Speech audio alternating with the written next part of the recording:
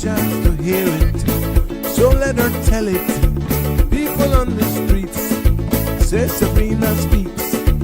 Tune into the show, she will let you know. Tell all your friends and family.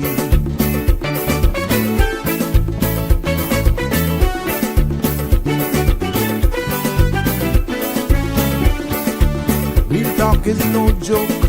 You get the news straight up from grassroots and concerns. You hear some people gone. So tell all your friends to tune in to Good evening, Cayman. I'm Sabrina Turner, and welcome to Sabrina Speaks, your daily dose of clarity, truth, and community insights. Every weekday from 5 to 6:30 p.m., we're tackling the issues that affect you, from national headlines to grassroots concerns. Whether you're in traffic or winding down your day, this is your chance to hear it straight and speak your truth. So buckle up, Cayman. We're not holding back. This is the show. We gotta let you know. Now we got to go.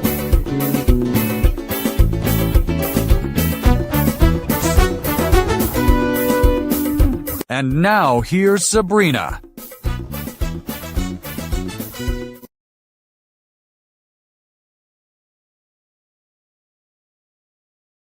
Thursday, I can smell it, I can feel it. Oh yes, the weekend is just around the corner.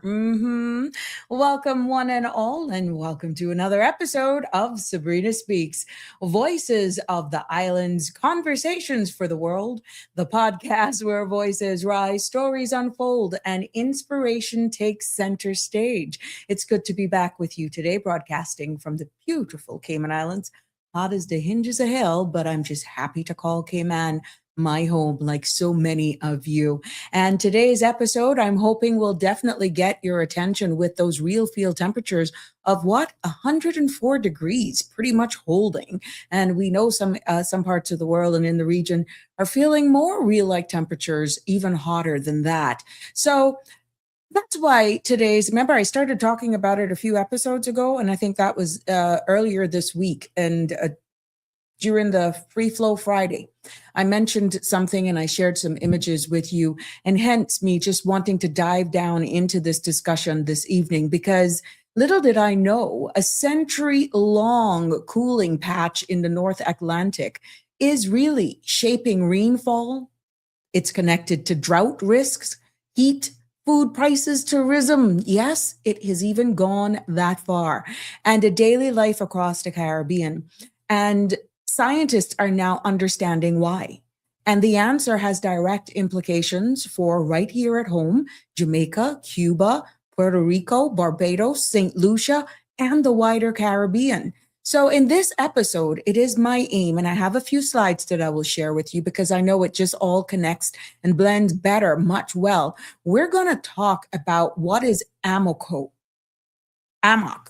AMOC is the acronym, and why that matters, and why the North Atlantic cold patch is a warning sign, and really how rainfall will change across the Caribbean. It will even impact its impacts on agriculture, business, tourism, cost of living, and on water as well.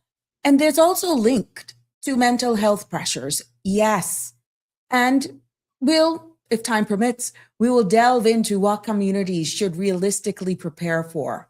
And I'll have some practical recommendations when you look at it from a broader scope, from a broader lens for individuals and families and even businesses alike. So I'm hoping that you stick around with me today and definitely share the link and let your friends know that we're live, because this is not fear.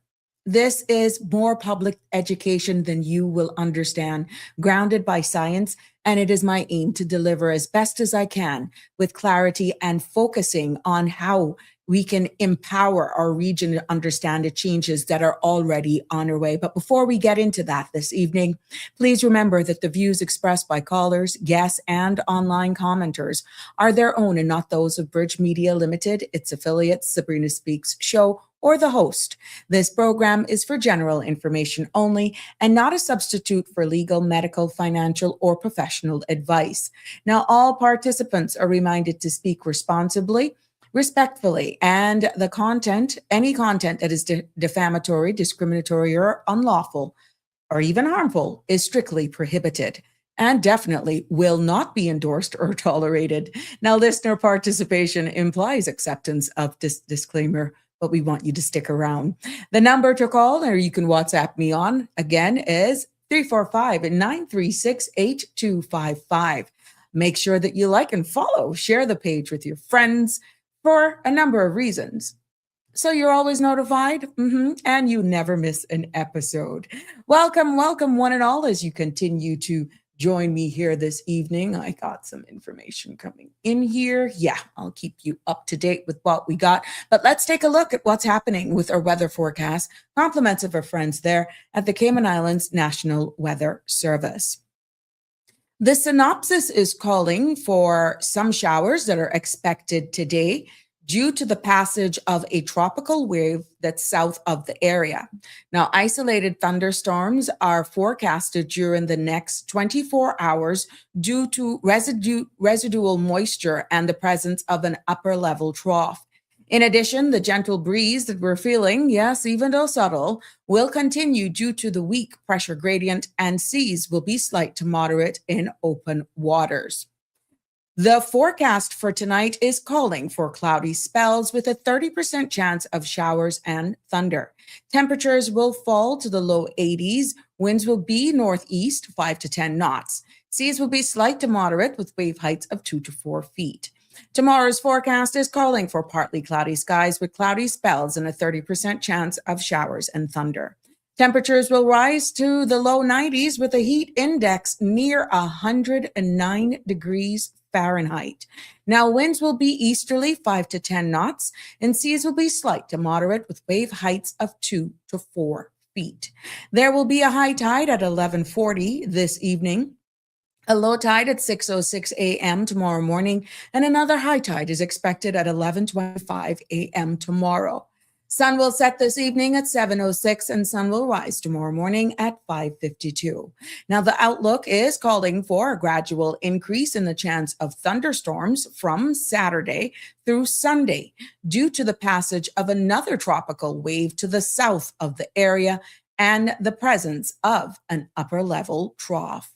There you have it. We want to thank our friends over there at the Cayman Islands National Weather Service, but hoping you can plan ahead for the weekend and know what's in the forecast. The key is it's a forecast.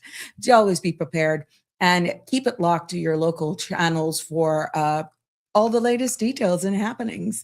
Yes, I can see you all coming in there, and I see trouble lurking like that harbor shark. But before we actually go there for that segment, which I know a lot of you look forward to, let's take a look at what's happening in our local news and regional, even our business roundup for today.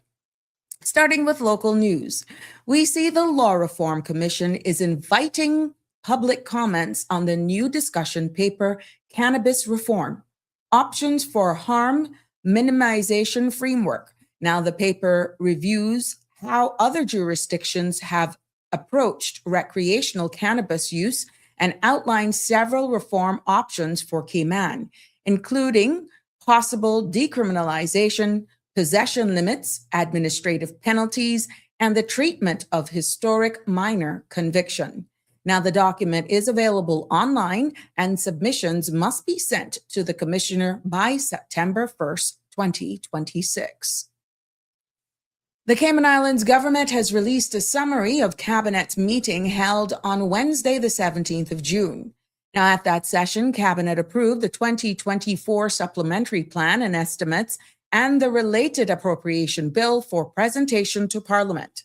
Members also noted the Consumer Price Index report for January to March of 2026, confirmed appointments to the National Recognition Awards Committee for 2027, and reviewed the Cineco annual report for 2025, authorizing it to be tabled in Parliament.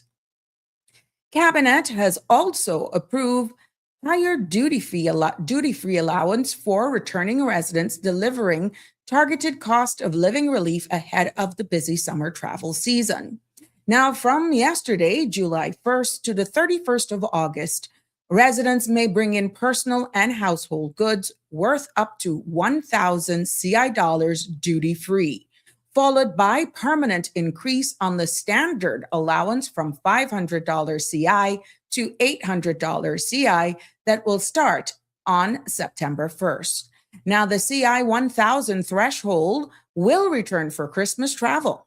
Officials says that the change are designed to ease back to school and holiday expenses while keeping the system fair and transparent.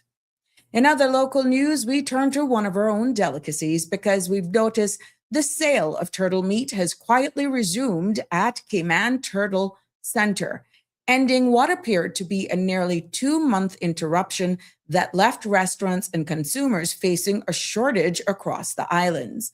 Now, officials says that distribution is now back on track, with availability expected to stabilize as supply returns to normal. The resumption comes after weeks of limited access and growing demand from local eateries and households.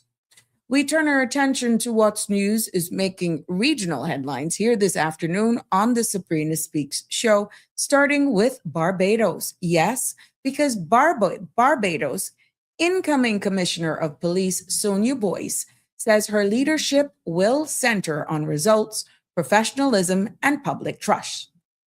Now, she succeeds Acting Commissioner Erwin Boyce, who has served in the post for the past 5 years. Authorities have confirmed, however, that there's no familiar relationships between the two.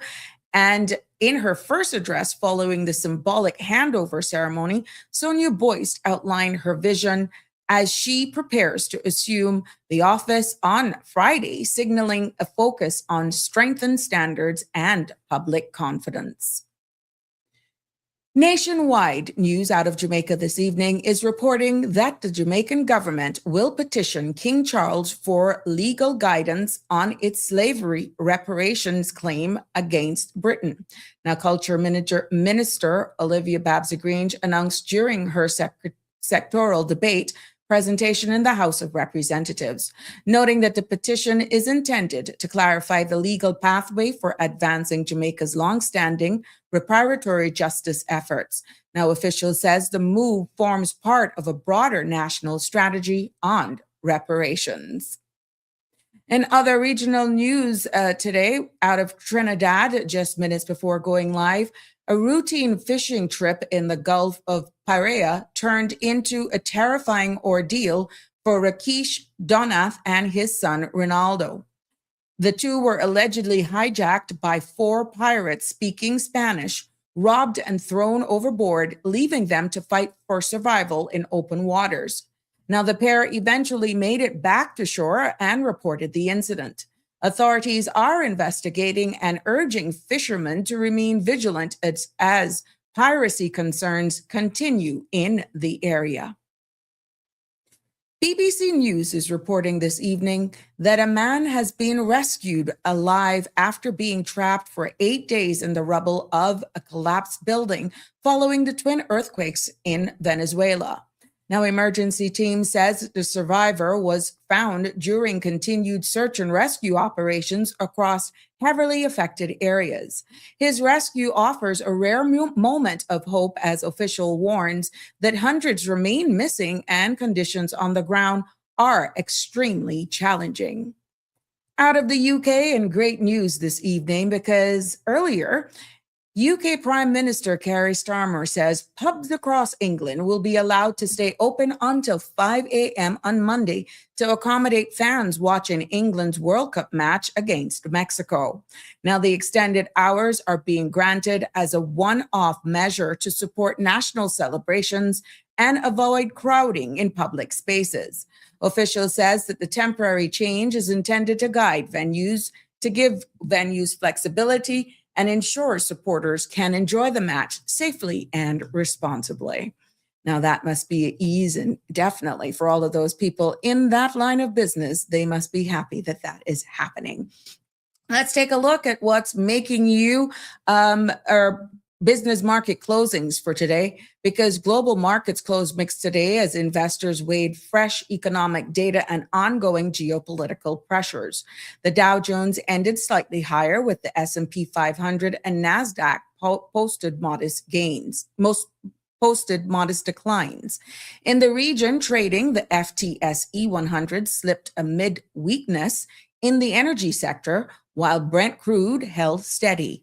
Now, currency markets saw the US dollar firm against major pairs, with the Cayman Islands dollar maintaining its stable peg. Analysts says markets remain cautious heading into tomorrow's trading session. There you have it. That concludes our evening news. And that's regional and business market report. I know a lot of you are waiting to see the matches that are going to be taking place later, and kudos to all of you waiting for it. Lots line up even as we lead on into the weekend. And I don't know about you, but I'm excited for what's to come, even though I got some commitments that I got to show up to. But yeah, I'm excited for what is on the horizon. And I am really, it's really getting interesting now, and you're hearing more and more who are like, oh, we suffered the loss, but yeah, let me find a new bestie, that type of thing. I'm seeing it. I'm hearing it in the conversations, but that's okay. It's a game, and it's full of emotions. I am seeing some days up, some days down. Some matches will make your heart feel like it's coming through your mouth, and OMG, yeah, it's rough. It is rough. Well, let's send some birthday shout outs, because we've reached that section of today's episode where we celebrate people celebrating their birthday, and we celebrate along with them. Sasha Ebanks, my girl. Happy birthday to you, my love. Happy 50th birthday to you. Hoping you're enjoying your day and you have officially entered the 50s club, girl. Welcome. No sense being ashamed, no sense being scared either. It is definitely something to embrace and be proud of. Yep. And to all of those other persons who are celebrating birthdays, happy birthday to you from all of us here on the Sabrina Speaks family, just in case we missed you out. It is not intentional. It is not deliberate. We just want to celebrate and share that with you here on the Sabrina Speaks platform. So those who may be celebrating anniversaries as well, of course, why not? Why not celebrate you on your special day, wishing you many, many more to come, and many, many years of trials, arguments. You look at them and you cut your eye, but you still love them. That's what it's all about, isn't it? Yeah. It's called compromise. That's what it's all called. Yes, you both live in each other's space, get to know each other. That's what it's all about. And we know those of you out there who are mourning the loss of a loved one, you're not forgotten. We want you to know that our thoughts and prayers are with you as you navigate this time. And, we're just sending our sincere condolences to all of you who are going through that time. That's right. So welcome. I see you guys are coming in.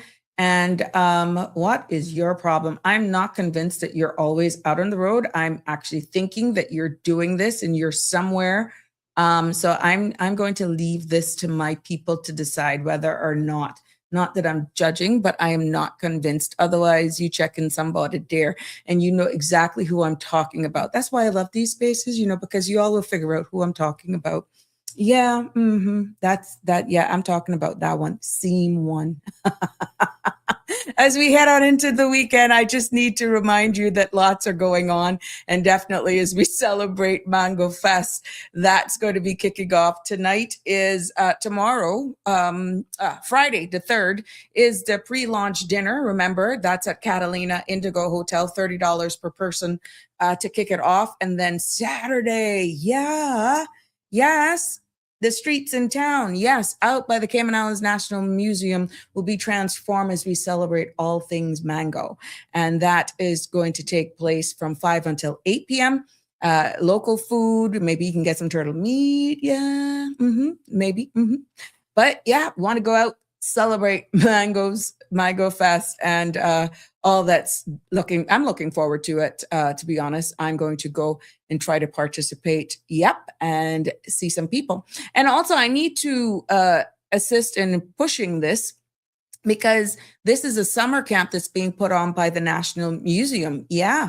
And it's just a few weeks ago, and they're asking you to secure your spot, because this will happen 20th to 24th of July and the 24th to the 31st of July. So here on screen, you will see it, where to register, www.museum.ky/immerse, if you want to go and register. So you can register your kids for this. Now, it is not for free. $250 per camper per week. Okay. So yeah, it's $250 a child. So you want to make sure that if you're interested and you want to go and take part of that, there you have it. So that's another camp that we bumped into. And Sister Islands, you're not forgotten, because Sister Island Sports Unit, there's your 2026 sports summer camps that is happening. Football camp from ages 6 to 16. There's also basketball camp from 7 to 16, swimming, cricket, rookie lifeguard camp as well. So it didn't only just happen here in Grand Cayman, the Sister Island Sports Unit, and this also runs from July 7th straight on till August 7th. There we go. So these camps, you see it here on your screen, you can get and participate in, and make sure that you actually enroll your children into these camps. But you don't want to just drop them off, right? You want to make sure that you line them up with something that they are actually going to have a liking for. That's the key for that. So Sister Islands, you are not forgotten.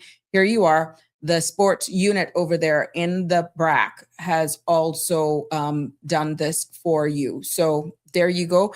These are all taking place between the Kim and BRAC Sports Complex, the Layman High School Court. Also, the swimming camp, though, is saying there's a caution here that must be able to swim 25 meters unassisted. Okay. So if your child or children cannot swim, you don't want to enroll them into the swimming camp. Okay. And also the cricket camp will be taking place at the Kim and BRAC Sports Complex. All right. Now, the rookie lifeguard camp, here's an important message on that. You must be able to tread water for 60 seconds and must be also able to swim 25 meters unassisted. Now, this will be done in a 25-meter pool, okay?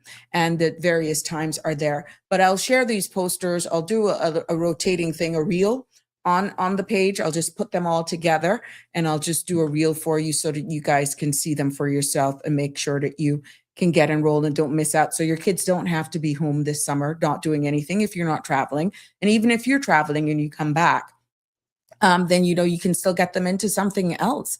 And there is a charge of 5K walk run, more than a race, more than an athlete. This is taking place at Saturday, the 4th of July at the Safe Haven Drive. Registration is at 5:45 a.m. and race time is at 6:30 a.m. This is all taking place this Saturday. So there you go, from the healthier side of things, and keeping you all informed. And remember, thank you for all of the fabulous feedback yesterday at the discussion of Melanie and I in etiquette. But yes, remember that registration deadline ends on July 17th for the Polished Presence Etiquette Week of 2026.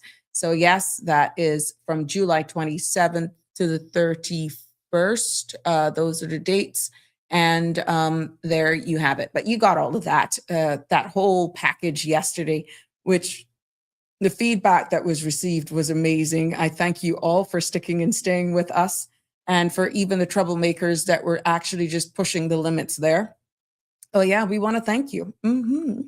Let's see who's here with us. Donnie's in the house. Oh, good evening, Donnie. It's so good to have you joining me this evening. And Connie as well. She's saying, good evening, Auntie Sabrina, community activist and the crew. Alfred Reed is here. Good evening to you as well. Damien Henry from the UK. Yes, he's saying good evening all. And what's your words for today? He's saying, like a lone tree standing firm against the wind, there is a quiet beauty in remaining faithful to your soul. While the world may try to reshape you with its expectations, true strength is found in embracing your own voice, walking your own path, and blooming in your own season. To be yourself in a world that is constantly trying to make you something else is the greatest accomplishment. You are so right. You don't care what people say. Be you, whatever makes you happy, whatever satisfies you. Connie Bonnie, anti-USA was treated unfairly last night, but see how it turned out. Oh yeah, I saw it. That was not called for.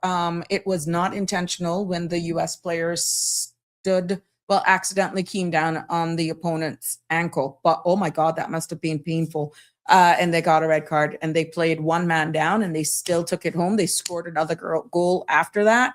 Yeah, I saw it. It was not fair, I don't think. And even the crowd, but you know, who God bless, no man curse. So that's what I'm telling you. Your emotions go up and down and you get angry. And then there was a time I was watching it and I'm like, kick the ball like you want to kick it. It's like they were just doing these little baby kicks.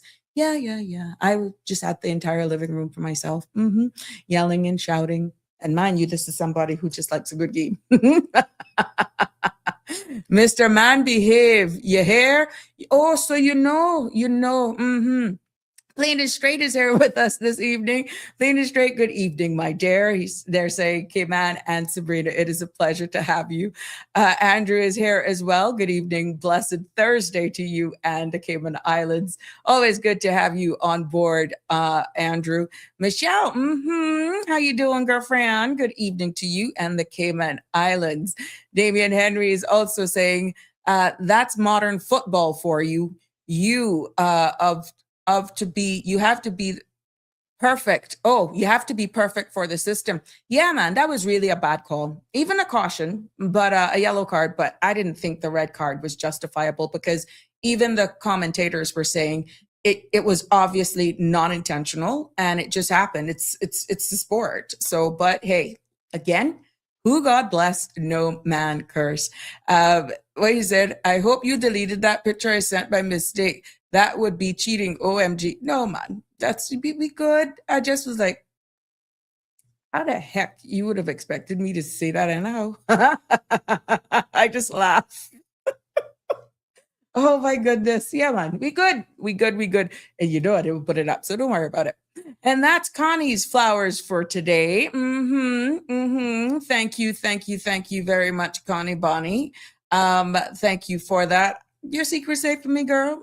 You call content creators and bloom. That's all that matters. Beautiful, beautiful orchids today. Yep.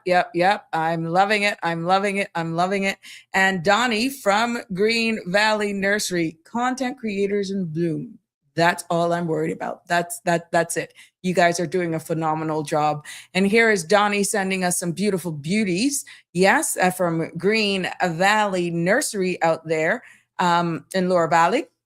They're open from Monday to Saturday from 7 until 4, and they're closed on Sunday.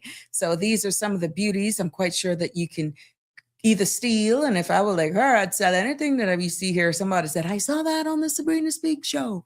Do you have this? Because they could screenshot it. Girl, sell it. But these are their beauties for today. And thank you so much for sharing those with us. Now, for those of you who caught on to the hint just now, that I'm not convinced that this is everything. This is a everyday, but sending me now their flowers for today. And I'm hoping that the personality that came out yesterday don't come out today, because Alfred Real sent us his flower of the day. What do you think about that? Now, you tell me why I gotta do with this student. And it looked like he got a Spanish bite. Something is up with this, Connie. Me and you gonna have to be Nancy Drew detectives on this. Tell me what this is now. Some skillet thing. Is this that the table kind of looks the same? Are we at the same location? because I could be looking further into you. I could be all up in your engine to find out what's going on, that you're frequenting this particular location that I'm thinking it's at. So you just opened up a Pandora box about you shy and you this and you that. Oh yeah, I'm building a case file on you. I am yeah, stir fry. I know. Yeah, but look at the table. We can look at yesterday's. Connie, we could check that person out. But you know what? I asked for scenery. I asked for flowers. We got fruits, and now we're sending these delicious looking dishes, which that's probably another segment that we're going to include here. What are you eating? Or what have you had? So yeah, Alfred, trouble, we could be up in your business just like that.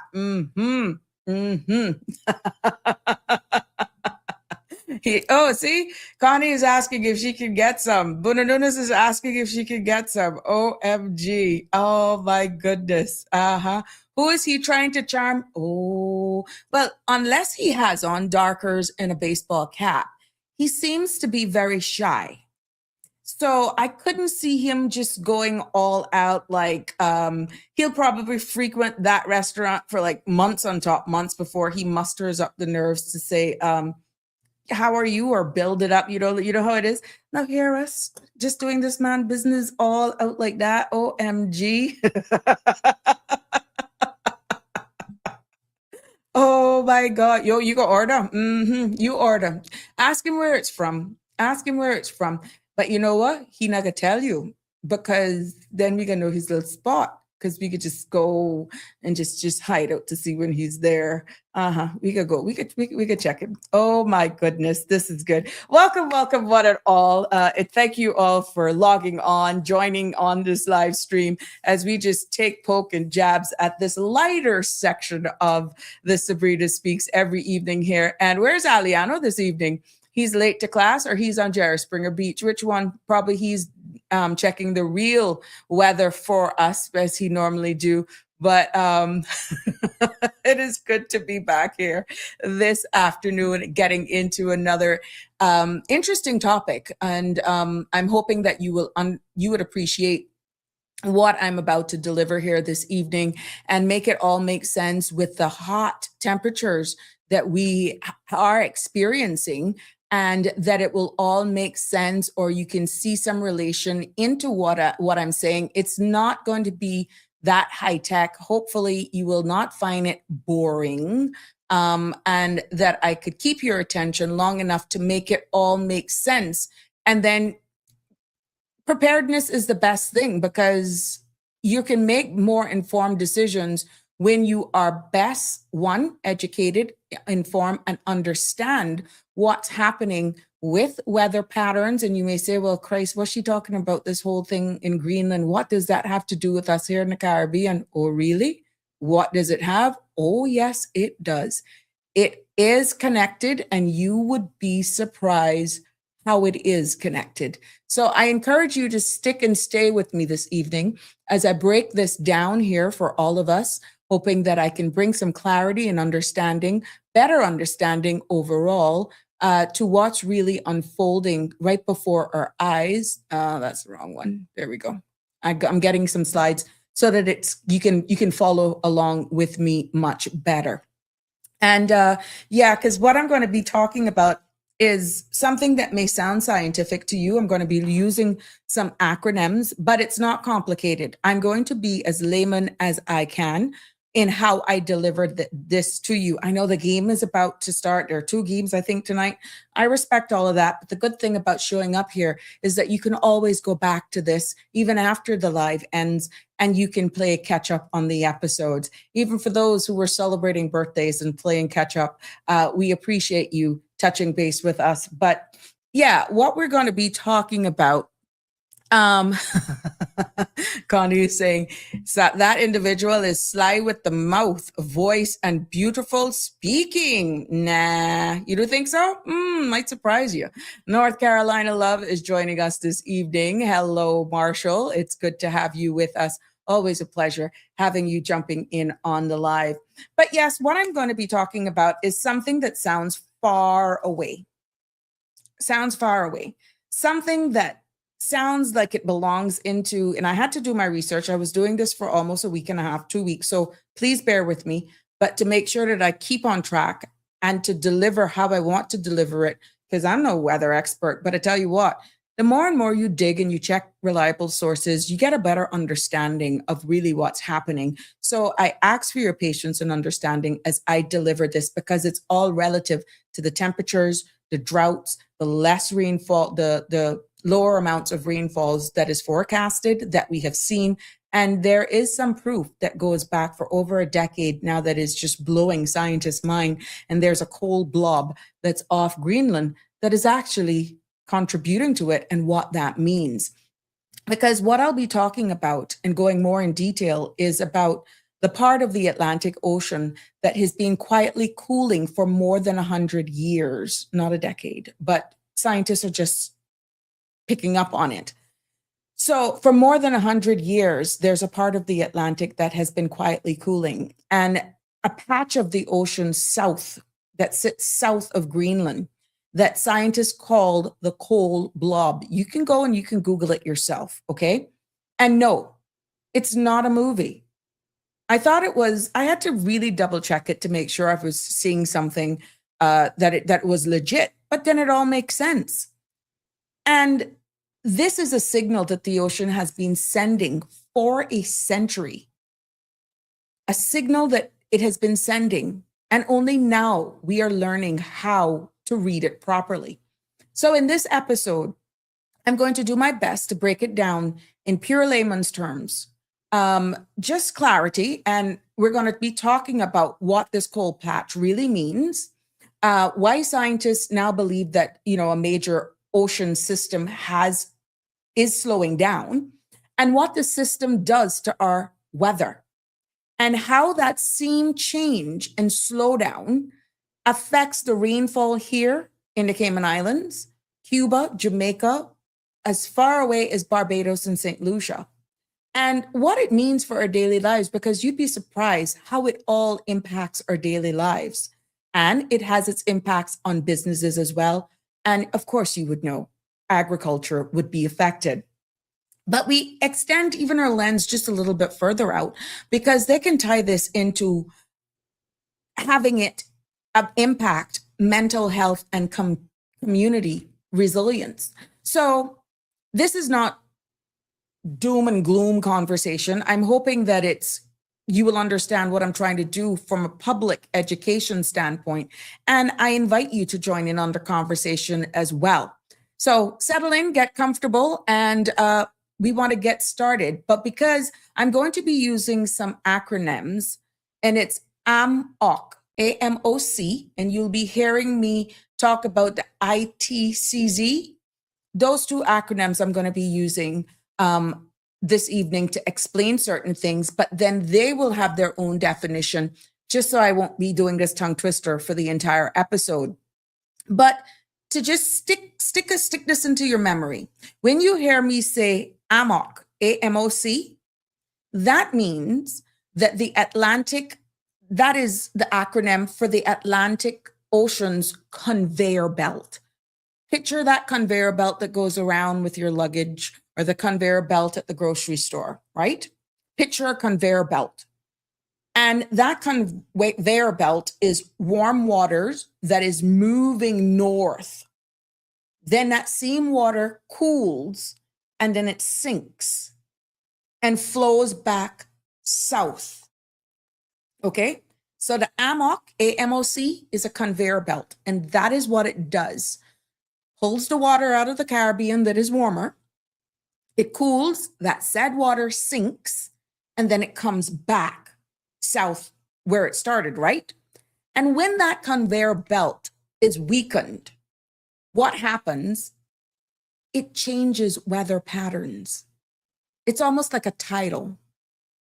Yeah? And then you're going to hear me talking about the ITC as in car, Z as in zebra. That is the tropical rain belt. Yeah. That's the tropical rain belt. And that is the main highway for the rain but the rain near the equator. And for those of you who did geography or was paying attention in school, you know where the equator is in our proximity to the Cayman Islands, right? But this whole thing bundled up in one package is when this conveyor belt slows down, when it weakens, the rain belt itself shifts more south. So places north of the equator then gets less rain, and places closer to the equator gets more or stable rain. So you see what I was saying here? Look at this that's on the screen. That is the conveyor belt effect. And you see where the weakened AMOC is? That's the cold blob that's way up there. You see Greenland that is on the top of the screen. That cold blob right there is what has been cooling. And scientists have discovered now that has been cooling for 100 years. And places closer to this, like I said, to the equator, get more rain. So when you talk about this whole system, that is exactly what's happening with the currents, the water, the warm water being pulled from the bottom, going up to the top, cools and come around. And it's amazing how that impacts our rain pattern. So let's look at it right now and talk about this cold blob and what it really means now that it's there on the system. That cold patch that you're seeing that is south of Greenland is the one that scientists, you would think it's like a horror movie. And while the rest of the Atlantic Ocean has become warm, this one area has cooled by almost 1 full degree Celsius. And that can go back since like the 1900s, right? And what they're saying is that this is very unusual because that's totally out of pattern. And for decades, scientists argued about why that was the case. Some were saying maybe it's because it might be the atmosphere. Some said it might be melting ice. Some said it might even have been just a random ocean behavior that was happening, but then it would eventually come back to its normal temperature to help with this flow and therefore not impacting our rain patterns, right? But today, what scientists are coming to the harsh realization is that they're not guessing anymore, because new research is showing that using over a century of temperatures and, looking at the data, the salinity, that means the amount of sodium, the amount of salt into this information, shows something very clear and very simple. And what that data is showing is that this cold patch is happening because less warm water is reaching that particular area. And the only way that happens is if that AMOC, the AMOC, the ocean's conveyor belt, the only way that's possible, and that's if that is weakening. They no longer are guessing about it. This is not a theory, what the data is showing. This is exactly the results that can go back for almost now 100 years. Because when this warm water stops reaching the far North Atlantic, that region is cool. And when that region cools, it tells the conveyor belt is slowing down. And what we're seeing here, because of that slowdown, it is impacting a lot of things that we're seeing happening right now in real time. And why it is so important for us here in the Caribbean is because if that continues to weaken, it shifts the tropical rain belt more south. And it's proving exactly what we're seeing right now. places north of the equator is getting less rain. And places closer to the equator is getting more stable rainfall. I got some graphs that will show you there's different zones, right? Because when we see our own forecast that has been released from our very own forecasters here in the Caribbean, in not so technical scientific terms, I think they're just giving it to us as real as they can. They're pretty much admitting that in the Caribbean region here at home, Jamaica, Cuba, Puerto Rico, we're drying out, meaning we're having more droughts. We're having longer times where we're not getting rains. And that is why the Eastern Caribbean, places like Barbados, sees a gentle drying trend. It's not as aggressive as ours. And we also are seeing as well, places like St. Lucia is staying stable. It all connects at the end of the day based on the flow and based on where you are in proximity of the equator. So the cold blob that we see way up north is not just a patch of cold water.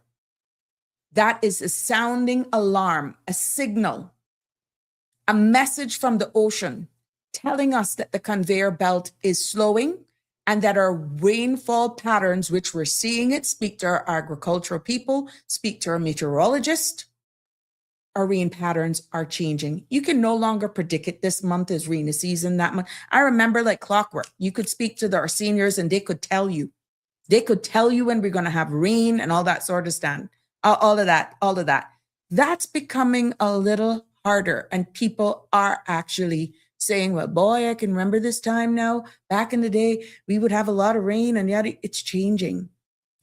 And if you understand this conveyor belt system, that will help you prepare, to plan, to protect ourselves, our communities, and come to the realization that this is a reality and it's happening. And thank God for science. Thank God for those who put out there to do the research, that they're able to produce this for us so that we get a clearer understanding of really what's taking place here. Now, what that means where rainfall is concerned, I have some images that will show you that. Because let's bring that home to reality. One of the clearest ways that the oceans itself changes shows in our everyday life, right here across the Caribbean. And we see the bigger picture of things. We can look at our areas where in the Caribbean that totally depends on this for agriculture. And, you know, when these ponds, these rivers or reservoirs dry up, thankfully for us, we have desalination and all that sort of stuff. But on the wider scale of things, we know when less than rainfall happens, the earth gets hotter, right? When that belt moves south, yes, places like us, let's start with here home. We see here, Cayman Islands, Jamaica, Cuba, and Puerto Rico. Let's get it right here. We see where these islands sit north of the equator. And what we're seeing here is that when this rain belt shifts, rain slows down. And this means then drier summers that we're feeling right now, more drought cycles, and fewer long time soaking rains. It's just something we beg for. If you look down here on the other side, where you can see places like Barbados, that sits a little further south. They still lose rainfall, but not as sharply as the northern islands. Yeah, their wet season has weakened. But like in our areas, look at that. The dark blue, number 2. I'll break this down for you because I'm going to come back to these slides. That, yeah, number 2, they're not like ours. They're in number 5. And I'll break that down for you, what that means, right? We see where St. Lucia itself sits closer to the equator. And that's the rain belt. And so when this is shifting, we see where St. Lucia, places like St. Lucia, may actually get the same amount of rain. They may not see the dip, the drop, or the heighten. They pretty much remain neutral. But what it means for the region is that we won't all experience the same changes. No, we won't. Some islands will definitely completely dry out. Some will be in a red zone, and some will be stable enough. And a few may even get slighter, wetter weather. We have seen Brazil. We've heard about the landslides. We have seen Nicaragua, some parts of Honduras and Guatemala and all of those, where they've had days on top days and top days of rain. And you're like, oh my gosh, I'm hoping that it comes further up to us and the forecast brings it. Oh, then we get a 30% chance and a 20% chance, but hoping those high pressure systems, they will pull it up and then it doesn't happen. Are you understanding what I'm talking about? Are you connecting the dots? I know a lot of you follow the weatherman. He was on Sandra's show.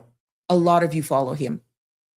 But it all makes sense when you put this into perspective, why Panama, Belize, Guatemala, Nicaragua, Venezuela, and them, Suriname, why they are getting, in some cases, landslides, rains, days on top rains, and we're begging for it. Yeah, I'm hoping that it's making sense. But for us here at home specifically, it actually means the preparing for a drier, wet season. And we got data from our national Met office, our local Met office, that says the same.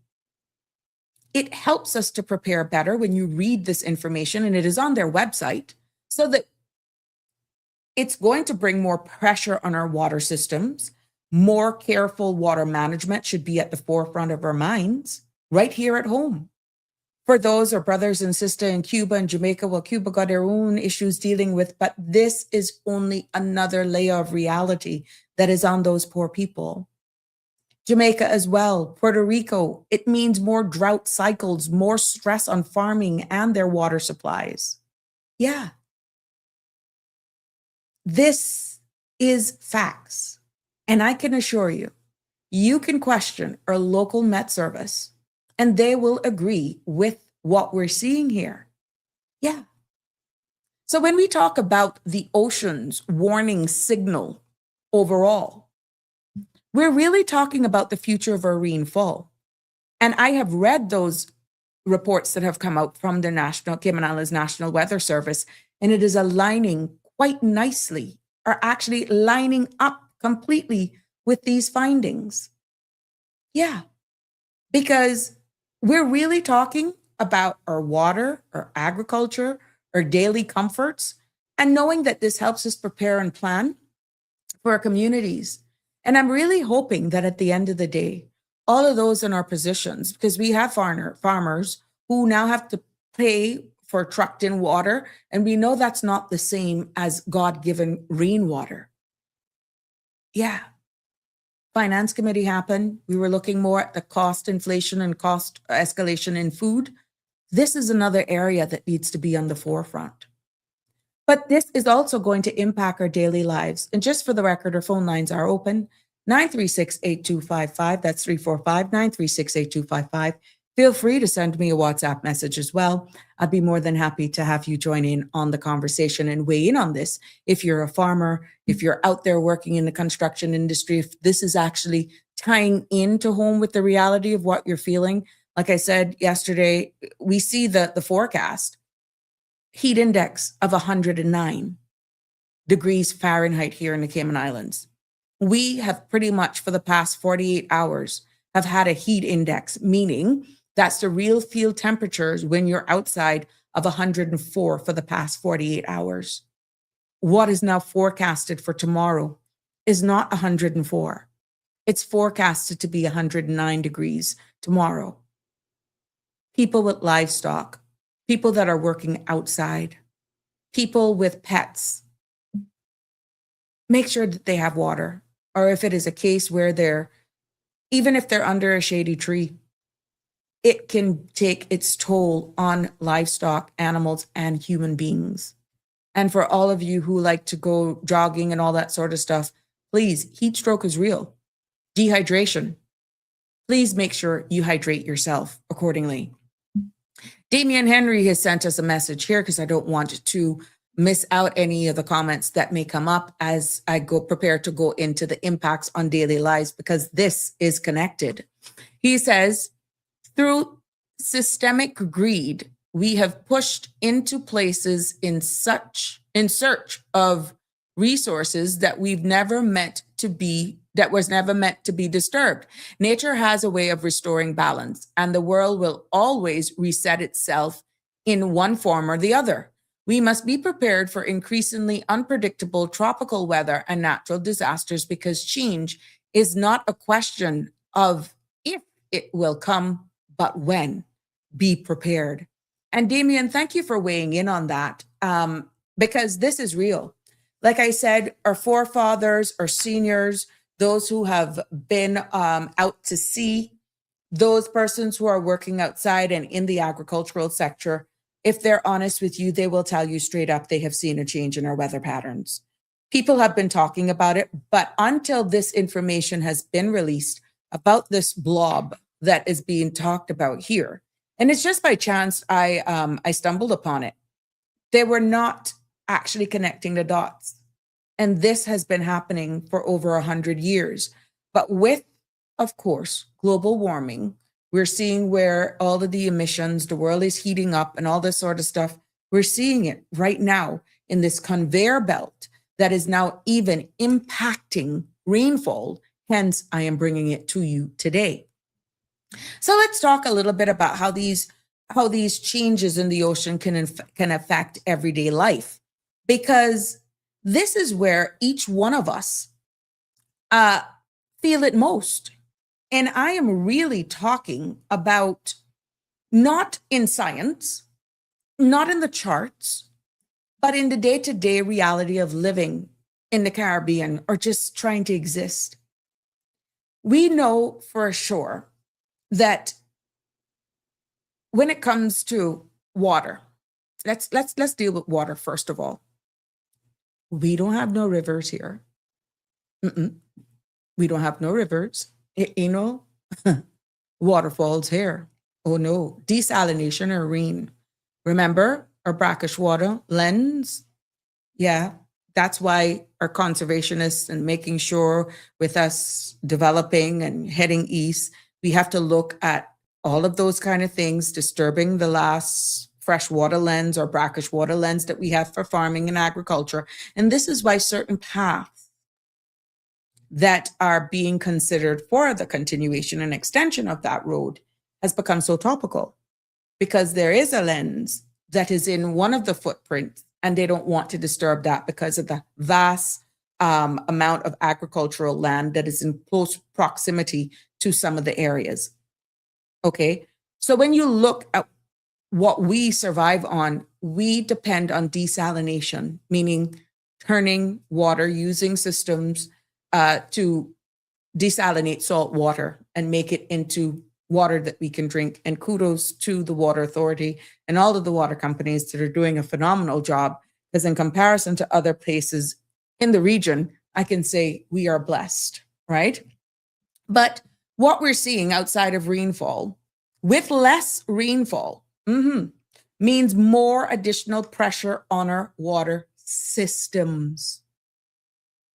If this, my friends, is going to be a reality, and this continues to slow down, and therefore hampering our rainfall, what do you think is going to happen? We're going to be totally reliant on desalination. Yeah. Because with that continued strain, because of lessened rainfall, desalination plants and infrastructure have to work harder. People will then start to pay more attention on how much water they use. We have been blessed thus far. And showers becomes shorter. Yeah. Gardens and lawns become drier. And the daily life being impacted. Then we go second. Let's take a look at food. Drier conditions in itself affects farming across the region. We know that. Because when crops struggle, food prices rise. Families feel it at the grocery stores. You know what we're importing? People are trying to do container farming and other sorts of vertical farming and other sorts of farming. We have our own challenges here in the Caribbean. Some islands are much better off, but just dealing with it at home. Speak to some of the farmers. That job is not easy. And I raise my hat to you, to all of you who have not given up, who have continued in it and is doing your part and playing your part in agriculture, because we know our environment here comes with its own set of challenges. We're flat, our salt content is high, our water table is very high, and that is not always fresh water, brackish water. Sometimes that's outright salt water. And what we then see, again, is that restaurants as well, when it comes to food, feel supply costs. Small shops feel it in their margin lines. Yeah. This and that's daily life being impacted and affected.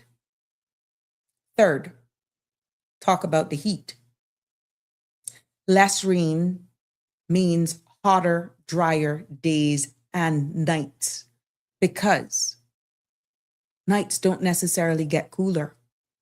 We've had some temperatures that have remained in the high 90s long after the sun is set. People feel more tired. How much of you have heard people coming in from lunch and said, oh my God, I feel so drained in the past couple of days. I feel so tired. Everybody's like, I feel drained. Heat. We're going to have a heat index of 109 that's forecasted tomorrow. Children feel more restless. Seniors feel drained themselves. And guess what? Good old electricity bills increase because we're putting more strain and demand on fans, air-conditioned units. Even when you set them at 80 or 83 during the day, the cycle continues to run longer because that thermostat even outside is picking up the external heat. So you could say, why is it running? Why is it running? And you don't have it on fan. You have the fan even on auto.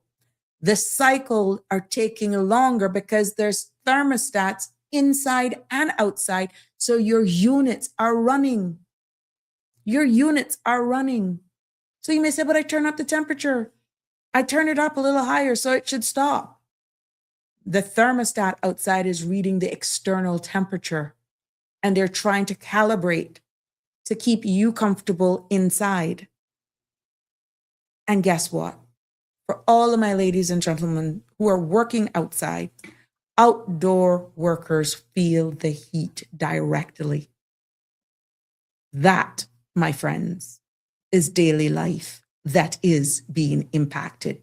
So you sit down there and think, oh, she's talking about this cold blob all the way in off the coast of Greenland. What the heck does that have to do with us? You better stay tuned, because it's impacting our rain pattern. And it is impacting our daily way of life. Fourth, let's take in how it looks at health. Heat stress leads to headaches. Definitely hydration if you're a coffee drinker, if you're a Coke, soda drinker, that sort of stuff.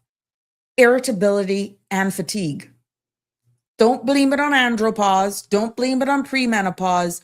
This is compounding additional stuff that is on it that can be brought on by what's happening and how it impacts our life.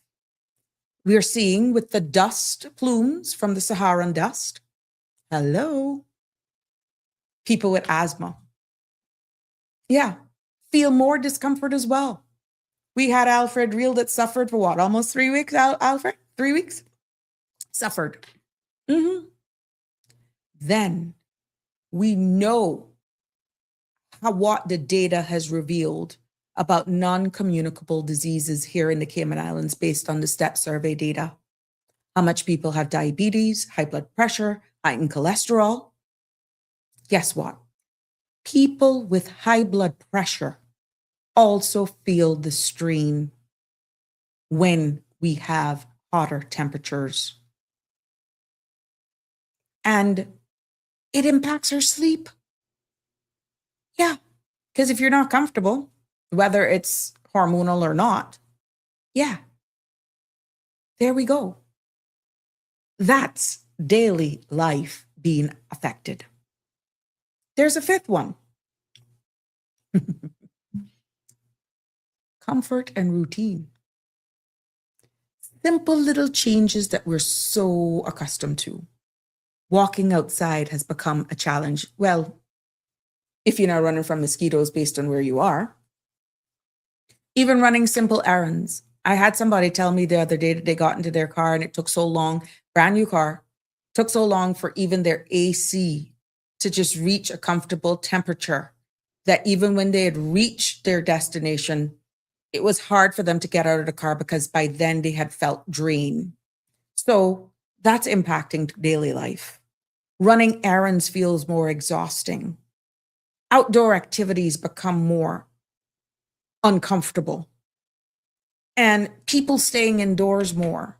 So all for my avid football, cricket fans and all that sort of, God bless you. Just please keep hydrated. We're not talking about all of those, but thank God they have some indoor courts, I think, for pickleball. Yeah, but there are lots of outdoor courts as well. Just make sure that you're hydrating yourself. You're not filling yourself up with carbonated beverages and coffee, even if it's iced coffee. That can dehydrate you. Kids, it's summer. Kids are going to be outside more on their scooters and different stuff. Yeah. But this is no way of saying, well, make up your mind. Are we going to be inside on the game because it's cooler, or do you want us outside? Balance is key. I'm just making you know that outside is going to be darn hot in the next couple of days. And this is just the beginning of summer. It is forecasted to have heat indexes that go beyond what is forecasted for tomorrow. Yeah. So if we can identify these things now, hopefully it will prepare you for what's to come, and there are no surprises. Andrew is saying 109 in July, global warming, no joke. I feel it for the construction workers and people who have to be constantly outside. The temperature is globally warmer. Yes, it is. It is. For all the gardeners and all of those persons who are out there, yeah, it's real. Don is saying, yep, don't come Lower Valley. We have excellent water lines. Okay, there you go. Andrew is also saying, water is becoming more expensive as it is vital to everyday life for everyone and everything. Yeah, and I'm seeing the debate now, the Auditor General's report and the slight increase that we had the other day. But now that we're putting this all into perspective, what is the infrastructure like?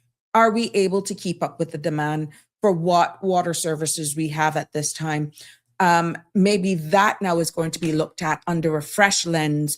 When this data is showing what it's showing, you can look at the results and the forecast for rainfall based on our own local data, based on what scientists have found with this cold blob up here that is weakened, the conveyor belt that is slowing down, that is impacting our rain patterns, and then look at what infrastructure we have here in the Cayman Islands for making sure that we're able to sustain continued quality of water and not have to go to the point where we're actually rationing. So these are the bigger, wider national discussions that is all tying in to guess what? How the water, how seawater, how the current flows from the south to the north has slowed down, that is impacting our rain patterns. Yeah. Good evening, Miss Dorothy. So good to have you here with us. Andrew is also saying importation of bottled water for drinking. In Jamaica and other countries, they impose certain times when you can water your plants, lawns, and are fined if caught. But you see, at least Jamaica has rivers and springs. They had a number of them that popped up in different places, I guess, after Melissa. Yeah, they are blessed. What they need to do now in places like Jamaica is be able now to understand this reality and protect what they have as natural springs, because this is serious. That is very serious. Connie is weighing in. Auntie, I will pay CUC. Me nah make blood vessel bust in my head. Okay. I mean, to each his own. I have heard family members say that. Look, I am going to have to pay it, but I am not going to do that, because at the end of the day, some of you have to do it because you have breathing issues, hypertensive, and we know what heat does. But this is real. This is not fairing you. This is not putting anybody into a panic. I'm just honestly trying to connect the dots and let you see and make it make sense. This is by no means even to dismiss forecasters. But when you go 5, 6, 7 days out forecasting, saying, oh, well, this blob of rain is further south, and, you know, with the upper level high pressure, it's going to pull it up. The moisture is going to come up. With everything that scientists have found, even if it pulls it up, we're going to get less rain. So this is why forecasting, being pinpoint for the amount of rain, it's closer to forecast what you may or may not get closer to the actual date. You can no longer do it long range anymore, even with the best of models. 24 to 48 hours at most, I have been watching it. 3 to 5 days out is almost, I would not say comical, because I don't want to disrespect, they're the experts. But when you read and you research this flow, you can see where it's making forecasters' work become more challenging. And Connie, I think you have a family member that is there. If you can have the sidebar conversation and, you know, validate what I'm saying, by all means. But their jobs have actually gotten more difficult. Connie is saying, I'm supposed to be traveling to Europe this month. I'm about to change my mind. Well, I had my cousin and his wife just came back from Europe. Hey, woo. Go and experience it for yourself. But I can tell you this much. They prefer this heat. If you don't have travel insurance, oh, please get a good one. Yeah. Because of the heat, on their leg back, they had cancellations or they missed their flight. So Connie, please go and enjoy it. The good thing is you've had the experience. Go and enjoy it. But right now with the heat wave that is over there, yeah, prepare to be hydrated. That's all I got to tell you. So I'm waiting to catch up with them over the weekend to hear all the stories. And I'm quite sure they were good to be in Europe. But we're seeing our people now using this summer to travel, and they're not expecting the kind of, well, how their rooms are. A lot of these places are built without air conditioning. Their buildings were built to hold heat. Yeah. So now with what's happening, it's in reverse. Windows barely open because they were normally always closed. Yeah. Miss Dorothy is adding in, it's very hot all over the USA, Cayman Islands and Jamaica. And it's because of what we're talking about here today. Some of the reasons is exactly why we're talking about it here today. Wake Up Cayman is weighing in on this topic. We are getting a little break from the heat here in the UK for now. You are right. It affects people's attitude and routine. With the last heat wave, my routine had to be changed. If you want to survive, you're going to have to change it. Everything it impacts. It impacts cost of living, even planning, and even the rhythm of community. Even the rhythm of community changes. It impacts everything. You may not even look at it until now we're breaking it down and dissecting how the weather impacts all aspects of our life. And I'm thinking of changing my mind. Don't change your mind. Go, girl. In that case, I'm asthmatic, have sinus issues and hypertension. So you see, I'm with you till I'm with you till November. Well, look, Sorry to be the bearer of this news to you, my love. This heat pattern is forecasted to go into at least the first quarter of 2027. I need you to let that sink in. The heat, not necessarily at these astronomical temperatures, but even Christmas is forecasted to be hot. Yeah, above average temperatures. So what does that mean for those areas that is further away from the equator? Is that they are going to get some heck of a blizzards. They're going to get some bad snowstorms. And for us, even though it may be cooler for us, it's still going to be hotter than what we anticipate or what we're accustomed to during that time of the year. So we may see this prolonged time based on all of the findings go straight into our new year. That's a reality. Andrew is saying the elderly in our communities who cannot afford high CUC bills, they will have to go outside on a porch or something with a hand fan. But even that comes with this risk because it is so humid that even with the hand fans, they're using energy and all this sort of stuff. We just have to honestly just come together as a community to do this because it does have its impacts even on our tourism product. It has its impact on businesses and tourism. Yeah. Workplace, everything. Operational costs are being impacted. Pressures are being seen on small businesses. And tourism depends on weather, right? It depends on comfort. It depends on predictable seasons. Hotter, drier landscapes, higher cooling costs, trying to keep your customers and patrons okay. The visitor experience. Outdoor may not be so appealing anymore. And tour guides, beach staff, construction crews, all those guys that work on the beach attendants, pulling those chairs, making sure you're freshening up those towels and all that sort of stuff. Heat stress. These are all things, and I'm hoping that those persons working in the hotel industry with that hot sun reflecting off of that sand, that they will have contingency plans in place, cooling fans, and just really think about this totally different. And also making sure those same attendants are checking in on their guests who are out there sunbathing. That may be another level of customer service that was not even thought about. You're on holiday. You're drinking a few alcoholic beverages, adult beverages, that in itself dehydrates you. And yeah, you go there and you fall off. God forbid. I'm just saying, your body overheats and you don't know what's happening. You don't know if there are underlying conditions.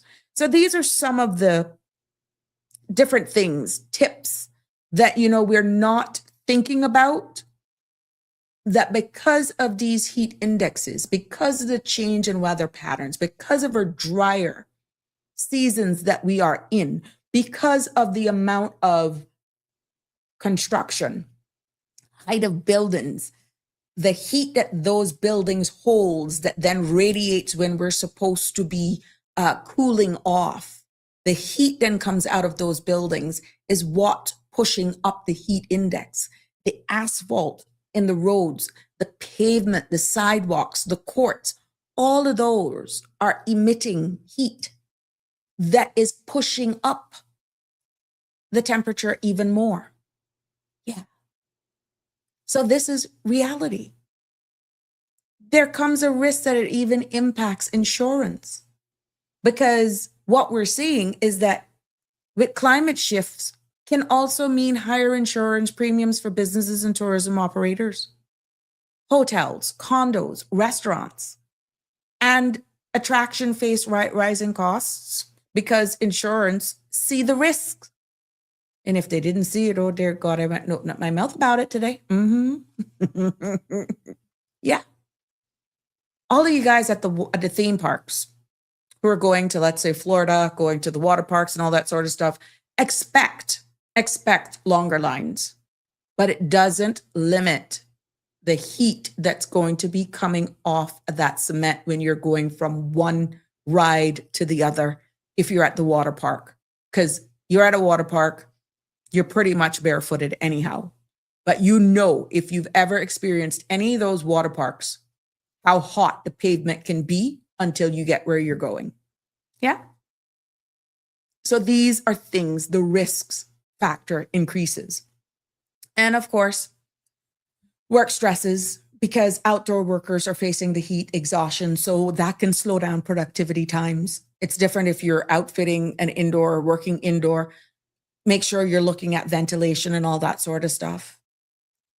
Yeah. So these are something to think about. My daughter, she says it's hot. Is she in Europe? Is your daughter in Europe? 𝗪𝗵𝗲 is weighing in and saying, speaking of farming, I wonder how the government grow boxes are going. I have never seen one. My watermelons are coming up good. Oh, really? It'd be nice. Share a picture with me one of these days. 𝗪𝗵𝗲. I'd love to see them. I was there in the last one, Anna, and I'm not doing it again. Oh, for what? The last heat wave? Where? What? You're missing me on this one.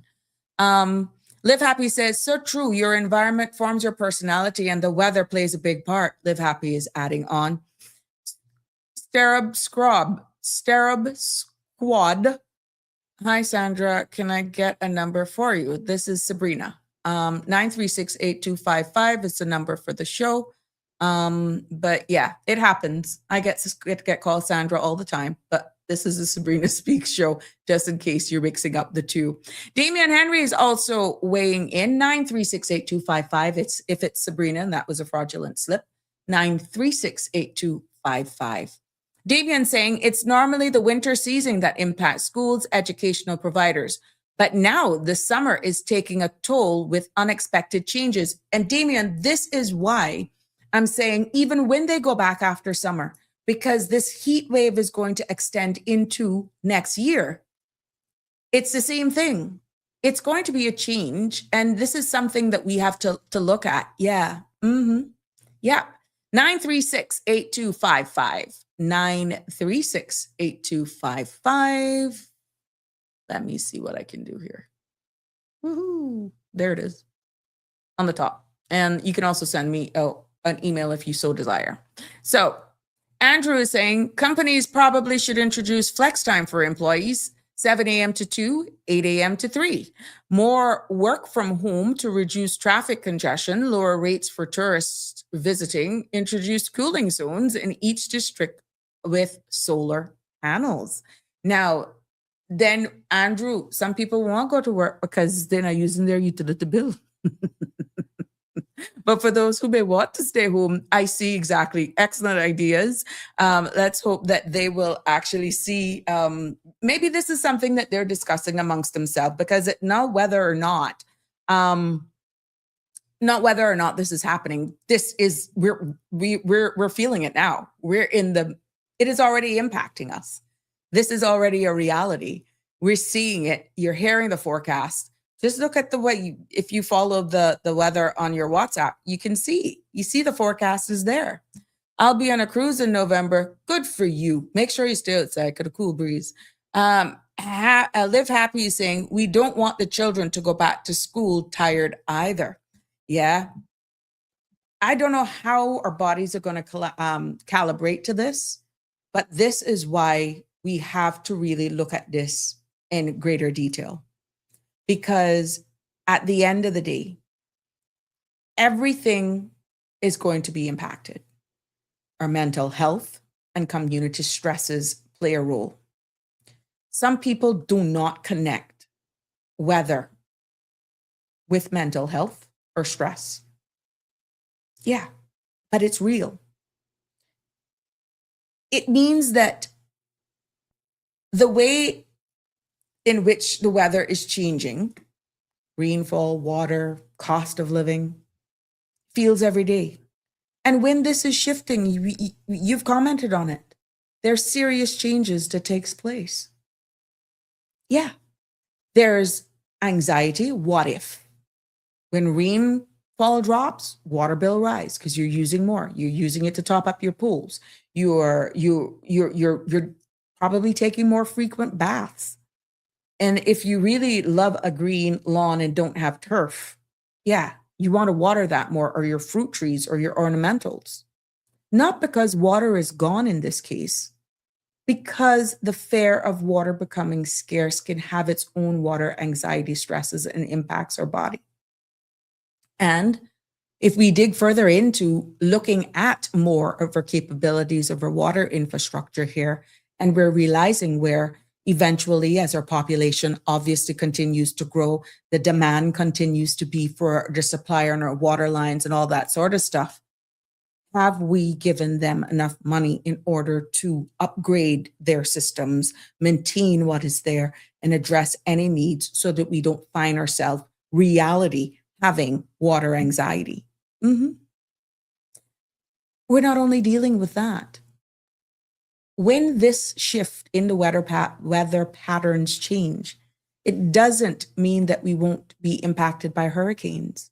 So there's storm anxiety that's built into all of this that impacts our mental health. Because, like I said, the slowing down of this conveyor belt doesn't stop hurricanes. People feel a bit more nervous during this time because the weather feels different. Storms feel stronger. Storms are stronger. Rains are unpredictable, and we could have what you can consider like a cloud burst where you get thunder and lightning and just these torrential rains, flash floods. Yeah, you're seeing it. That's all anxiety. People start saying, I don't trust the seasons anymore. What's the sense of listening to my forecaster? It's not making any sense. Yeah. When this happens, it doesn't limit our possibilities for the realities of a tropical storm or a hurricane. And that's why hazard management, Mr. Tibbetts and the crew over there are saying it only takes just one. That's all it takes. Yeah. When you're talking about then coping, because we have to navigate it, climate stress is real, but I must tell you, it's manageable. Connie has sorted out how she can manage hers. She just already said to herself, look, I got to pay the CUC bill. Some people don't have a choice. They're bracing for impact. They're probably going to cut back on what they buy for groceries. They're going to have to cut back on maybe how often they go out to hang with friends. Maybe they over the summer, they would have, gone a couple times, but no, they're going to have to do something to compensate for the usage of energy and cut back on something that in itself plays havoc on your psyche. But it is a way of coping. It's coping. Taking breaks help. Talking about stress helps. And just checking in, as Andrew alluded to, on seniors help. Because understanding what's happening helps most of all. Not a soul should be caught off guard with what's happening right now after today's episode. Not one person. I hope that it opens up the door, though, for our national weather forecasters, maybe in another format, to really explain and tie it into the realities of what we're seeing here. Because I'm a firm believer, when all of us understand really what's happening, even in layman's terms, what's happening around us, we as individuals are then understanding, we become less fearful, less confused, and we do what we have to do to just be more prepared. Yeah. Stress over climate isn't a weakness. It's just a natural response, to be honest with you, with the changing environment. Many of us says, well, look, what they're doing in India, Dubai, and all of this for all this energy consumption that is just warming the world. What we do here in the Caribbean makes no difference. Daddy making no difference, huh? That's a fact. But we still have to learn how to navigate about it. And this is why I'm having the conversation together at learning, sharing the information with you so that we can learn in this space together. I'm making sure I do it. My conscience will set me free. Connie says, I give my staff 2 15-minute breaks, one before lunch and one after. Make sure they're hydrated, electrolytes, because I tell you, tomorrow is going to be a heat index of 109. I can't keep repeating that. 109. That's what it's going to feel like tomorrow. I tore up my lawn and used gravel. Good girl. How much hundreds did you save there? A month? Damien is weighing in. We are the ones feeling the pressure of global warming, not the decision makers. Well, unless they're living on another planet, Damien, they're also feeling it. But I see what you're saying. We can do our part by living with greater respect for the world around us, reducing waste, conserving resources, protecting natural spaces, and making mindful choices in our daily lives. We should also support sustainable practice, strengthen our communities, and prepare for the environmental challenges ahead. While no one person can solve the problem alone, collective action can help create healthier and more, and there you end it. I'm not even going to try to end it, but I see what you're going. But even with those decision makers, Damien, it's not like they're teleporting themselves someplace else. They would be silly to make decisions and not think that they're not going to be impacted by the same decisions. It may not hit them the same time, but I tell you what, it could hit them too. So, but I get the essence. I get what you're saying. I get exactly what you're saying, but it didn't come through. It ended at and more. Okay. Andrew is saying either pay your CUC or the mortgage, rent, food for kids, seniors. Before this heat wave come in, my friend, Andrew, people were doing that. Yeah. It rough. Bulldog rough. It rough. And like I said earlier this week, we're all going through something, just that not everybody goes through or show what they're going through. They don't wear it on their sleeve. A lot of people are actually struggling. A lot of people are carrying a lot, and they're just living. They're showing up. They're trying to be their best. They're putting their best foot forward. And now we got this to deal with, a reality. Yeah. Andrew, we will have a new holiday coming up, Wellness Day. Maybe a good time to see introduction of a new alternative energy solutions. Well, maybe that's a new alternative energy solutions holiday between September and August. Yeah, but the government is actually trying to look for that. Remember, we only got August and September now where we don't have a long weekend. So yeah, but let's see what the government actually says on that. So Damien is finishing his statement here, or his comment here, and he's saying resilient future for generations to come. Yes, you're right. Otherwise, at the rate we're going, I don't know what we're going to be leaving behind for them. Live Happy says, oh boy, if someone can rig up my AC to a solar panel, that would be good help. I plan to turn my freezer up and on high and unplug it to compensate for AC. Wow, I didn't even think of that, because if you don't have a lot of opening, wow, Live Happy, that's an excellent idea. You see, look at that. And for all of you who may have freezers, fridge in a garage that is not temperature controlled, those appliances are drawing a lot, because remember, their motors are actually trying to compensate for their surroundings. So this is something, but that's an excellent idea. You just need to remember, plug her back in now. This is something else. But we should all be concerned when you see something like this, and it really deserves our attention, to be honest, because first, our increase in drought risk is a reality. We have seen it. Speak to your farmers. Everyone can see it for themselves. Less rainfall, longer dry spells. That impacts our farmers, water supply, and daily comfort. We're seeing it. We're having issues now where we should be putting a lot of focus and attention on water security with drier seasons, drier wet seasons that is no longer desalination. Workers or plants are under serious or increased strains.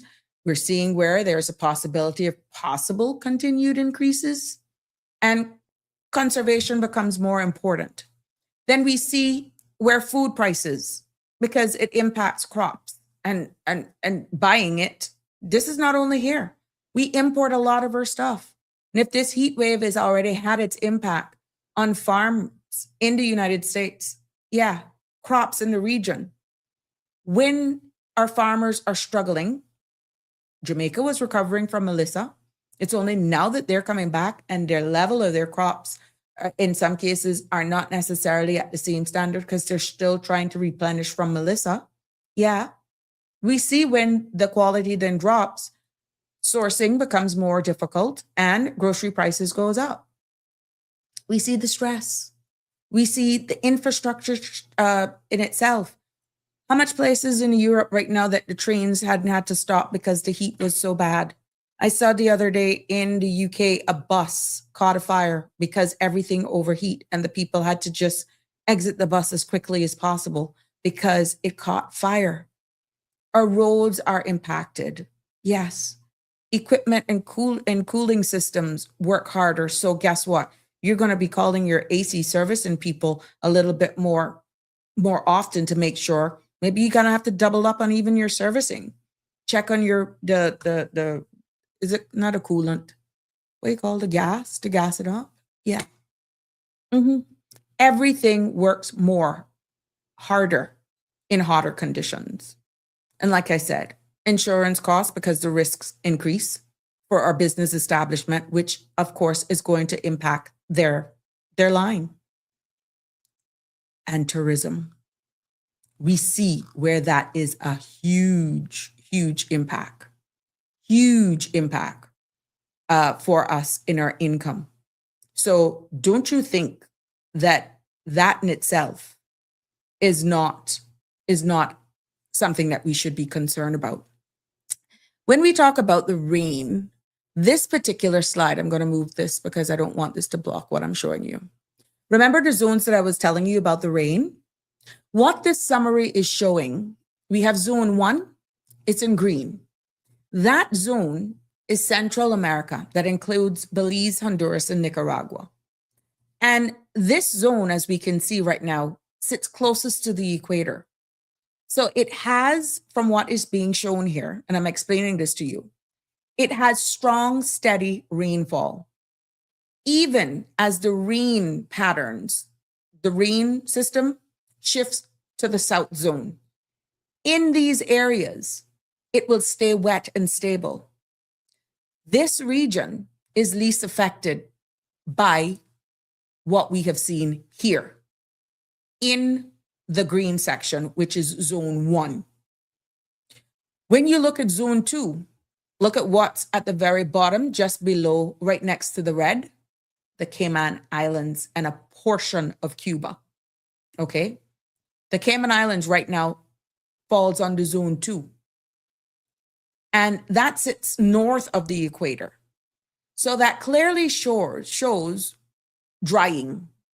Cuba loses rainfall as the rain belt, what we're seeing, will move south. And this zone is part of the high impact drier region. We in the Cayman Islands sit in zone 2. Yeah, we are a high impact drying region when it comes to this. If you even look at this, look under Cuba, see where Jamaica is, it's red. We are in that zone, okay? When you go over to zone 3, which includes the Bahamas and eastern Cuba, this is even further north. So it dries more sharply, meaning they will see the droughts even more. And the Bahamas already have limited rainfall. And in this particular zone here in zone 3, it shows stronger drying trends. stronger drought trends, longer times without rain. And this is one of the most driest sensitive zones. And what you're seeing there in this is Jamaica is smack into the middle of it. In zone 4, we see Hispaniola and Puerto Rico. Haiti as well, the Dominican Republic. It also shows drying, but not as extreme as zone 3, which means rainfall decreases. We will have shortened wet season, and a drought cycle also increases. All right. In 5, we're going around now, are always going down to the Lesser Antilles, which is Barbados, St. Vincent, Grenada. What we see here in this is that this sits in the middle of the Caribbean. And that area, it shows a slower way of drought, slower drying trend. Not as severe, but it's noticeable. And even though rainfall weakens, this region still will receive a moderate amount of rain. So this would be considered in one of the medium impact zones. That's zone 5. And you swing around now to zone 6. This sits closer to the equator, just like zone 1, if you look at the proximity. And this zone is wet and stable and may get even slighter more rainfall. Yes. As this whole conveyor belt for the rain pattern belt, the more that shifts south. And it's because of this that zone 6, yes, this zone is zoned as the low impact zone with strong rainfall resilience. So when you put this all together now and you look at what this slide is showing, zones 2, 3, and 4, the Northern Caribbean, dry out the most. When you look at zones 5, the Central Caribbean, that's in the middle. That's slowly noticeable, but not as bad. And then zone 1 and 6, the green and the purple, they're closer to the equator. They stay wet and stable. And this is exactly what happens when this, think of that map, when this line slows down, when the conveyor belt slows down, when it weakens, that is what happens. So when you look at these colors, there is one clear story. Yeah. So I'm hoping that that puts everything into perspective for you and that you'll understand exactly what is really happening. Because let me tell you, this is real. And I have another one here where it shows rainfall. Yeah, in March of 2025. Yeah, that one shows some rainfall of 2025.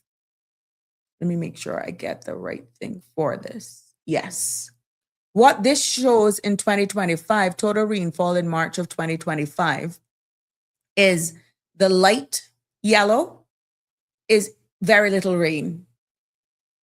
Anything on this where it's like yellow and you look right there where you see Grand Cayman and you see the sister islands right there, you can see that's in between. Yeah, these are quite interesting when you look at it. Very little rainfall. So this one shows us exactly what is happening with our rainfall. And the darker the blue is, the more the rainfall. So you can see exactly what's happening, what is happening in this slide. Here we also see another one that can be better explained because you have some oranges, you have a darker orange, and then you have some yellows that are plopping up on the screen as well. These also measures the rainfall that we can have here to make it make sense. So I can tell you this much, that we have so much to be thankful for here. that all we can do is just do our part.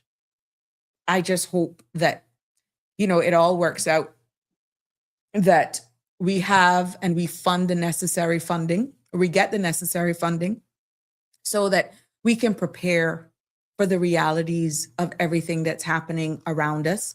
But I'm hoping that you will see the importance of having these type of conversations so that at the end of the day, you are not caught off guard and you know exactly what is happening around us. Andrew is saying, I can only imagine the amount of your constituents who come to you expressing the hardship with paying utility bills. Well, no more. But yeah, I still get a number of calls, though, to be honest with you. I do. And but back in the day, it's only going to get worse right now. The thing is, a lot of our people are already getting assistance. Listen to what I'm about to say. But if it continues to go up, as we have heard callers here saying, don't cut me because things are increasing, even if they don't cut them and they're getting assistance for utilities, if the utilities continue to rise, then that's more money that government is going to have to pay for all those who depend on government assistance to help them with utility costs. Because even though they're not paying it directly, somebody's still paying the bill, if you get what I'm saying. So everything is going to be impacted and it's going to need funding. So yes, people had hardships with food. And this is why we were so active on the ground with trying to make sure we could have alleviated the stress during the summer to have the camps for 2 weeks, 3 weeks free of charge and provide the meals and all that sort of stuff. I applaud the government for putting on these sports camps, but I don't think anybody was realizing for all of these sporting activities, which kudos to them. I got to support them for this, congratulate them for this. But they're just going to probably have to put some more funding into making sure that our children are hydrated when they're out there out on the courts, out in the field. It's different if you're doing the swimming part because you're going to get cool. But with the football and the cricket and the other sporting things that they're having with these heat indexes, they're going to have to make sure that those kids are hydrated. So that could be funding that they never even envisioned because of the level of heat that is going to be out there. So yes, people are going to still need help. And I can see this becoming even more of an issue. But specifically in Cayman, we rely heavily on desalination. We import our food. We depend on that importation. We're seeing what's happening around the world. And if crops are being impacted, agriculture, regional, international, it's going to cost more money. Maybe some of the summer fruits we may not see in the quality that we're accustomed to.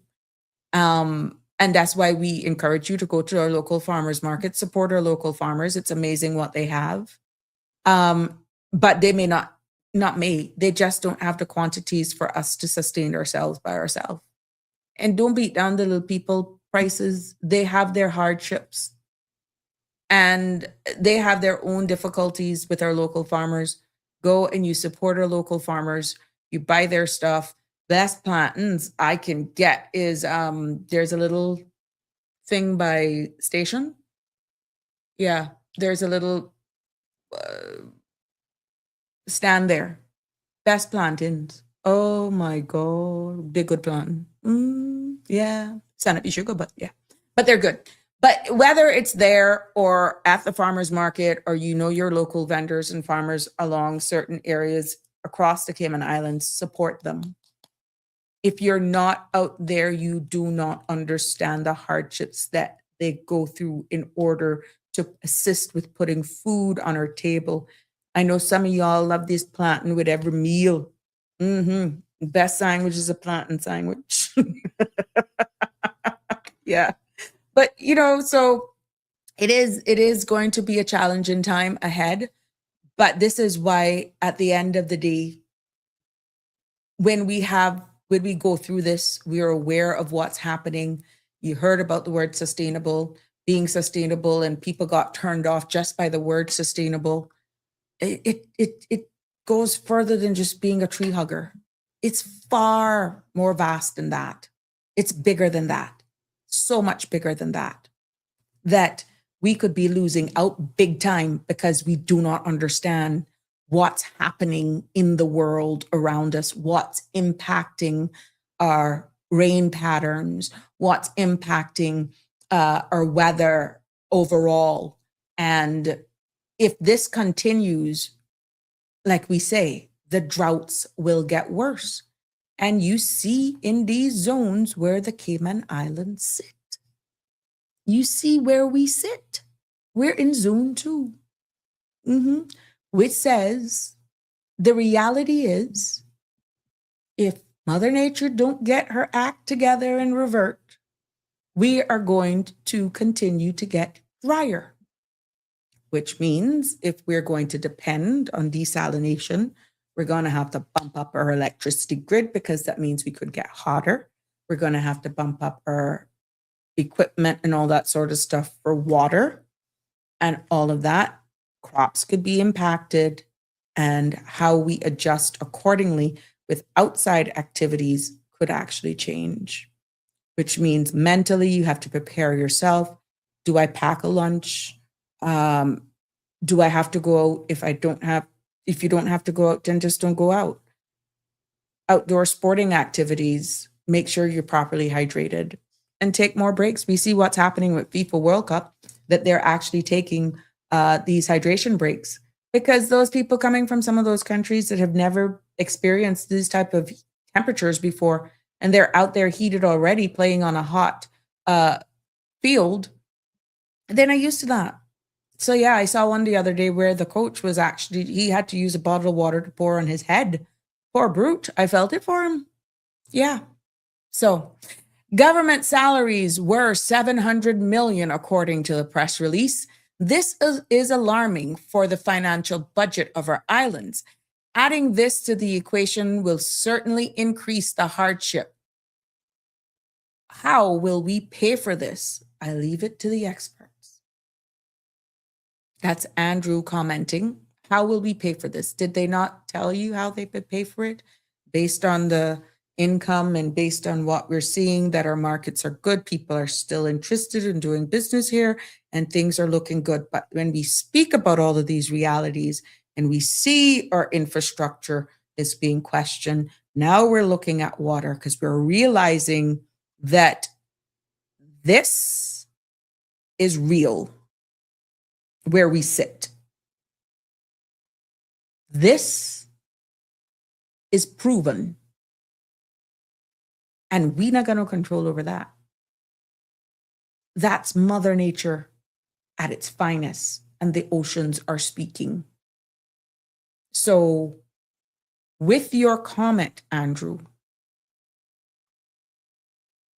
based on the press release, where the contingencies should we have to beef up on our water and our utility, that sort of stuff is a reality. Funding the DFE for persons' utilities bills continuing to skyrocket. Cost of food. What used to be the average spend, let's say $200. How far does $200 get you right now if everything continues to skyrocket? That may have to increase. We see where the private sector pensions now, they have released that so that they can pull down a little bit more from their pensions because they realize the hardships. So they are making some steps in the right direction, but they're bigger things such as Mother Nature, that it's making its head, that we have been seeing it all along, but we're just now defining what it is. We're seeing the impacts. And this is only one part of it. There are other things that is impacting our weather patterns and so forth. But this is the strongest scientific data right now that is proven that it has its impact on the rain and its proximity, our proximity to the equator and the zone in which we sit in is why we, people in these zones, have to make national decisions, big national decisions, because we can't just move and slip into zone 1 or zone 6. We can't move. And we don't know how long are they going to be there. What if Mother Nature has some more tricks up her sleeve? Yeah. So how do we build a sustainable future? You see the use of the word sustainable? And our people are still dealt with dignity. 𝗪𝗵𝗲 says, I feel some of the summer programs that are outdoors may need to be canceled. It's just too hot. Have the children sit and read library town balls, other activities in the air conditioning. It's either that or maybe some of our sports facility, indoor facilities may have to be something that is considered. But I don't know. I'm just hoping that they are aware of these realities. I mean, the forecast is there. Don't you all realize that I read the weather forecast before I even go into the news? How much of you really realize normally the weather is one of the last thing? Why? We're living on an island. A lot of our men out there depend on weather to determine whether or not they're going to go fishing and that sort of stuff. And the high tides, the low tides is very important. And this is why when I start with the weather first. Then I go to the news, unless, of course, it's breaking news. But if you notice, I start with weather first. It's been telling us, it has been hinting something is going on for quite some time. Have we been listening? Have we been paying attention? Has the message gotten out loud enough? Maybe we can do a better job. I hope that this episode of Sabrina Speaks has opened the door for a wider conversation to ensue for those in positions come together with the realization, and you can go and fact find my research. It is proven. This is facts. This is facts. And this is also facts. Yeah, this is not conspiracy. This is facts, and it's happening. And even if you question it, you can't say that our downward trajectory in rainfall is not a reality, because that in itself has been proven. So I'm hoping that this kicks off a wider discussion on a more national level. And instead of just focusing on the what ifs, that we're also, as we're focusing on these what ifs, that we look further afield in our resilience, service, manpower, and equipment to weather a hurricane, tropical storm, natural disasters, earthquakes, whatever, but also bear in mind that we could have an aging system when it comes to our infrastructure for water. And we are going to have to look at that sector totally different when you see the data that's being released here and exactly the fact that we sit in zone 2. 𝗪𝗏 has a serious issue. Sometimes the east part of 𝗪𝗏 is literally, oh my God, please rain, rain, rain. And there may be a difference between our sister islands as well in how drier other islands are between our 3 islands. So go and fact find me. But the bigger message that I want to leave here is so that every individual is aware of what's happening. Mother Nature is definitely at work.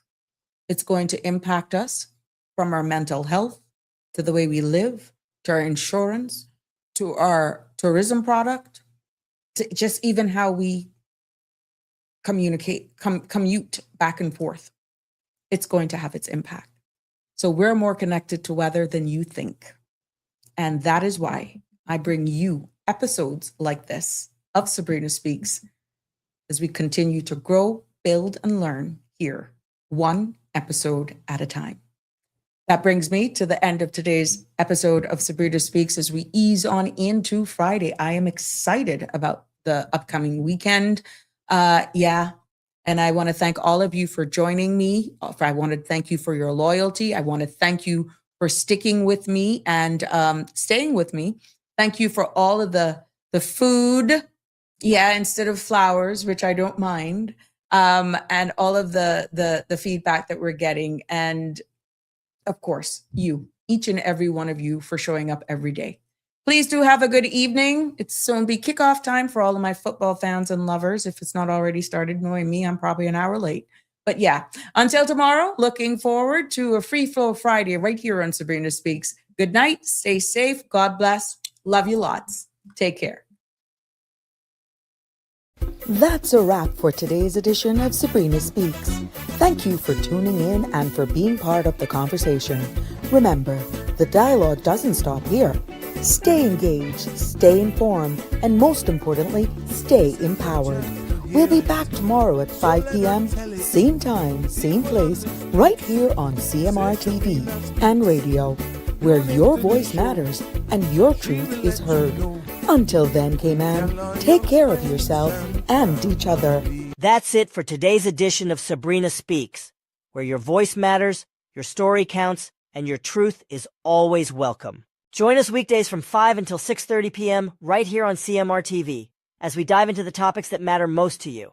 Catch the show live or on demand at cmrtv.com. And don't forget to follow us on Facebook, YouTube, and Instagram so you never miss a moment. Until next time, stay informed, stay engaged, and always speak your truth.